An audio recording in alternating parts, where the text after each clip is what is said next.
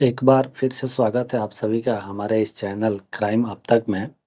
तो आज का जो घटना लेकर के हम आए हैं, पत्नी ने अपने ही पति को धारदार हंसुए से काटकर बोरे में भरकर खुद पहुंची जेल, बोली मुझे बंद करो।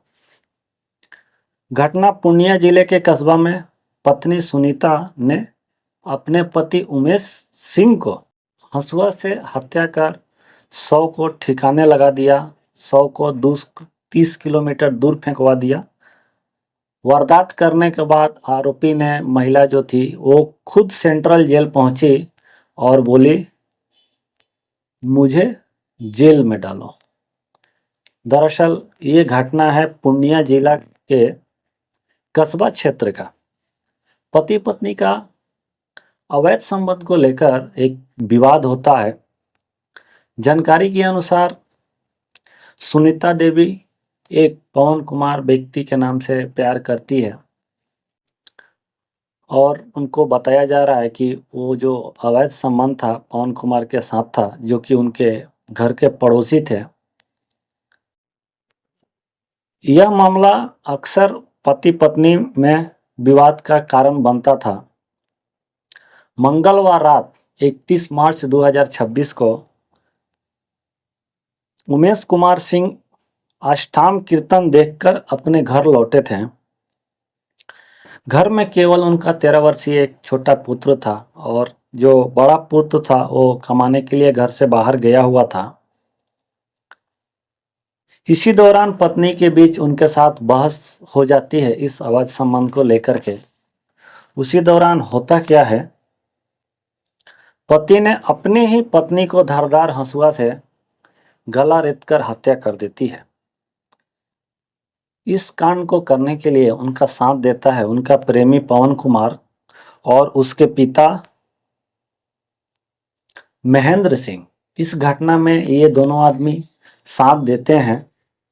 होता यह है, इतना ही नहीं, साक्ष्य को छुपाने के लिए उसने शव को बोरे में बंद किया और उमेश कुमार और उनके पिता महेंद्र कुमार की मदद से शव को 30 किलोमीटर दूर ले जाकर फेंक दिया। घटना कस्बा क्षेत्र नगर परिषद वार्ड संख्या 9 का है, स्थित राधानगर गांव का है। मृतक की पहचान 45 वर्षीय उमेश सिंह के रूप में हुई। पुलिस के अनुसार मंगलवार रात उमेश अपनी पत्नी सुनीता यादव के साथ किस कहासुनी को लेकर इतनी विवाद बढ़ गई कि सुनीता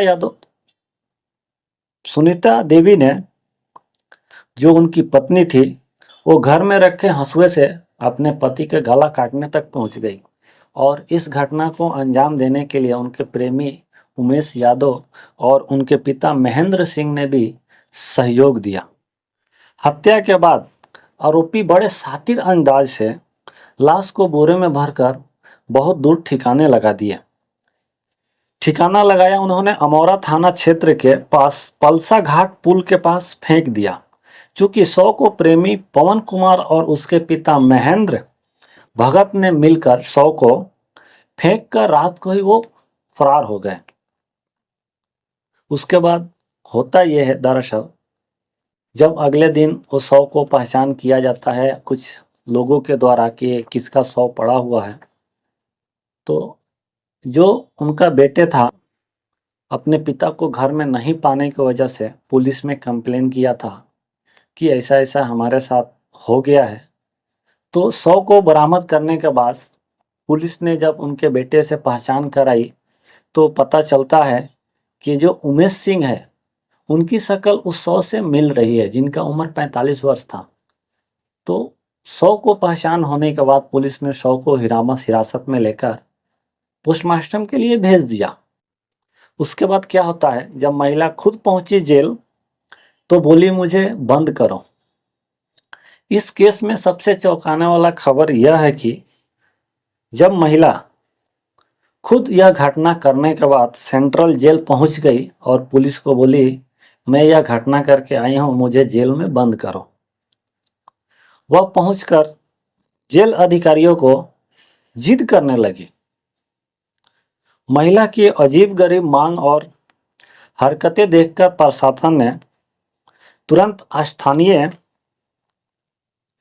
केटहा थाना पुलिस को सूचना दी। पुलिस ने जब महिला को कड़ाई से पूछताछ की तो उसने हत्या की सारी कहानी उगल दी।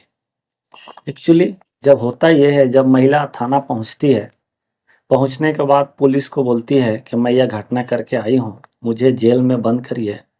तो पुलिस को शुरुआत में यह लगा कहीं यह महिला जो है किसी मानसिक बीमारी से ग्रसित है, लेकिन उसके बार बार जिद करने के बाद जब पुलिस ने उसे सख्ती से पूछने के लिए उनको जब सख्ती किया तो महिला अपना जो भी की हुई है इस कहानी को खुद ही कबूल कर लेती है। पुलिस ने महिला के निसंदेह पर पलसा घाट के उमेश सिंह के शव बरामद होने के बाद पुलिस ने महिला को जेल में बंद कर दिया। साथ ही तो अगले दिन जब पुलिस ने उनके घर के बगल में छापा मारा तो उनके उमेश सिंह के पिता और महेंद्र सिंह और उमेश सिंह दोनों को घर में ही पुलिस हिरासत में ले लिया और दोनों को जेल में बंद कर दिया गया। यह घटना का पता तब चला जब उनके छोटे बेटे अगले सुबह अपने पिता के कमरे में गए और वो देखे कि हमारे पिता नहीं है, जमीन पे खून पड़ा हुआ है। तो उसी शक के आधार पे उन्होंने आसपास देखा, जब नहीं मिले तो उन्होंने शक के आधार पे पुलिस को कंप्लेन लिखाई।